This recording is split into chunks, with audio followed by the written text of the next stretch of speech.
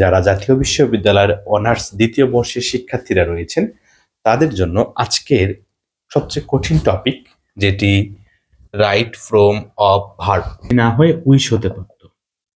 তাহলে উইশের যে নিয়মটি রয়েছে, এরপরে সাবজেক্ট ব্যবহৃত হবে, ভার্বের ভি টু ফ্রম ব্যবহৃত হবে। ঠিক সেম ভাবে দেখেন, ফেন্সি ব্যবহৃত হয়েছে, এরপরে সাবজেক্ট রয়েছে, টার্ন রয়েছে, তাহলে আপনারা ইডি যুক্ত করে দিবেন পাস্ট টেন্স। ওকে, তাহলে অ্যান্সারটি হবে কি, I fancy I turned place. He talks, তিনি কথা বলেন। অ্যাচিভ, আচ্ছা দেখেন অ্যাচিভের যে নিয়মটি রয়েছে, এরপরে সাবজেক্ট ব্যবহৃত হবে। এরপরে টেন্স অনুসারে যদি অ্যাচিভের পূর্বের অংশ প্রেজেন্ট টেন্স হয়, তাহলে এরপরে হবে পাস্ট টেন্স। আবার অ্যাচিভের পূর্বের অংশ যখন পাস্ট টেন্স হবে, এরপরে হবে হ্যাড প্লাস ভার্বের ভি থ্রি ফ্রম। তাহলে অ্যাসিভের পরের অংশ হচ্ছে এই অংশটি।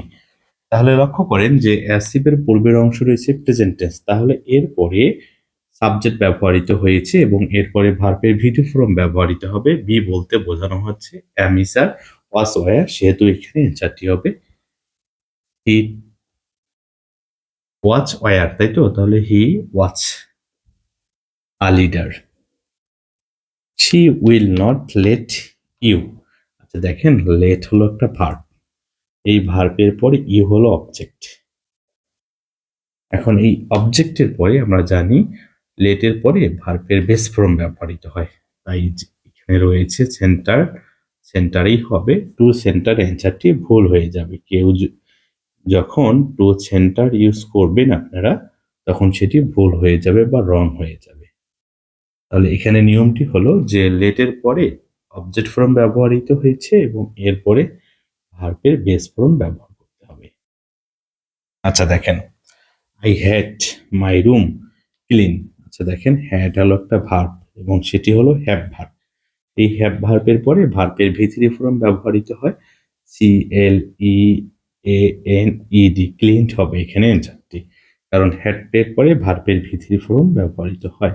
সহজ কথায় বলতে গেলে হ্যাভ ভার্বগুলো হলো হ্যাভ, হ্যাজ, হ্যাড, এদের পরে ভার্বের ভি থ্রি রূপ ব্যবহৃত হয়। আবার দেখেন, হি র্যান ফার্স্ট লিস্ট। এই যে লিস্টের একটা নিয়ম রয়েছে, সেটি হলো লিস্টের পরে সাবজেক্ট ব্যবহৃত হবে প্লাস শুড, মাইট, প্লাস ভার্বের বেস ফর্ম প্লাস এক্সটেনশন। তাহলে এই যে অংশটি এখানে অনুসরণ করে বসবে, তাহলে সাবজেক্ট দেওয়া রয়েছে তাই এখানে লিখবো শুড। এরপরে ভার্বের বেস ফর্ম মিস রয়েছে তাই মিসে লিখবো, এই মিস হলো ভার্বের বেস ফর্ম।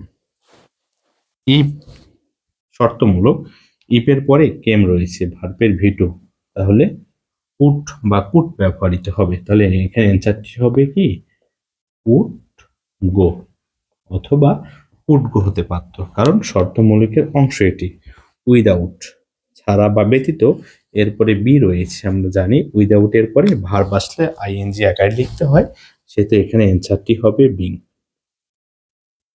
তাহলে যারা জাতীয় বিশ্ববিদ্যালয়ের শিক্ষার্থী ভাই এবং বন্ধুরা রয়েছেন আপনারা, তারা অনায়াসে ইংলিশ ইজি পয়েন্টের প্রতি নির্ভর করতে পারেন বা ভরসা রাখতে পারেন। দেখা হচ্ছে নেক্সট কোনো ভিডিওতে। ভালো থাকবেন, সুস্থ থাকবেন। আসসালামু আলাইকুম, আল্লাহ হাফেজ।